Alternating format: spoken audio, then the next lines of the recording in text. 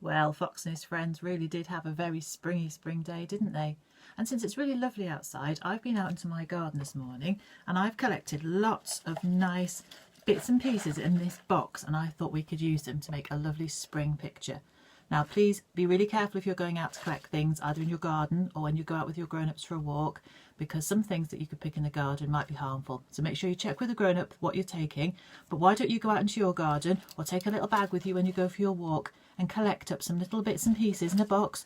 Look, I've got some leaves and I've got some flowers, whoops, and I've got some long thin leaves like that, and I've got some petals, and I'm going to use some of these to make a spring picture. So before we start, I've just laid out all the different things that I had in my box that I found in my garden.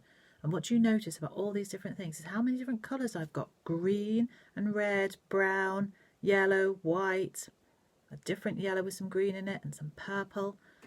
And that's what I really thought about when I was collecting the things that I could find in my garden, was what different colours could I find to help me make my picture. And I've created myself almost like a paint box or a set of felt pens, but made out of leaves and petals and little twigs that I found on some of the bushes in my garden. And I'm going to use all these different colours to help me create my spring picture. Now, besides the things you've collected up on your walk or in your garden, the only other thing you're going to need to do today's craft is a piece of paper, some scissors and some glue, and maybe, if you'd like to draw your design out on your paper first, just an ordinary pencil. Now I've decided that my picture is going to be of a house and a garden, so I am going to draw that out roughly on the paper first, just to give me an idea of where to get started. Your picture can be of anything. You could choose absolutely anything at all to make your spring picture. So why don't you try doodling some different designs on a piece of paper before you decide what you'd like to do. And then really, once you've got your design chosen and you've decided what your picture is going to be, all you need to do is start filling in the colour with all these different colours that you've managed to find outside. So I've decided my picture of a house is going to have a tree in its garden. So I've started to use some of the twigs I found to lay out the shape of a tree. And I've decided that the house I'm going to draw is going to have a blue front door. So I'm just going to use my scissors to snip off some of the blue petals from the flowers I found.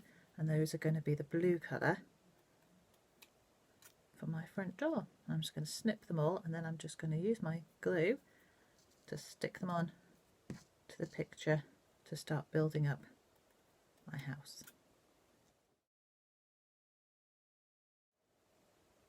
And here it is, my house collage made out of only things that I found in my garden. So we've got a house with a purple door, we've got some hedges and a tree, we've got a flower bed and a little gravel path, and we've even got the sun shining in the sky.